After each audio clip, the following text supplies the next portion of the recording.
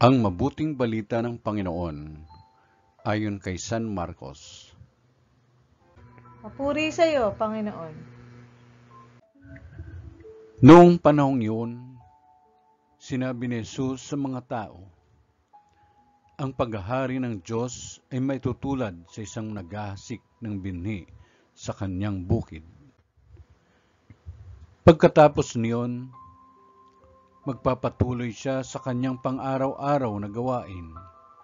Tutubo at lalago ang binhi nang hindi niya nalalaman kung paano. Ang lupa'y siyang nagpapasibol at nagpapabunga ng mga pananim.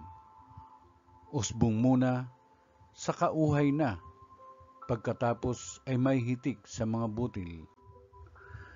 Pagkahinog ng mga butil, agad itong ipagagapas sapagkat dapat nang anihin. Sa ano natin ihahambing ang paghahari ng Diyos? Sabi pa ni Jesus. Anong talinhaga ang gagamitin natin upang ilarawan ito? Tulad ito ng butil na mustasa na siyang pinakamaliit sa lahat ng binhi.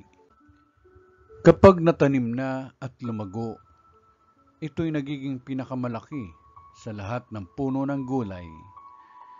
Nagkakasanga ito ng malalabay. Ano pat ang mga ibon ay nakapamumugad sa mga sanga nito. Ang salita'y ipinangaral ni Jesus sa kanila sa pamamagitan ng maraming talinhagang tulad nito, ayon sa makakaya ng kanilang pangunawa.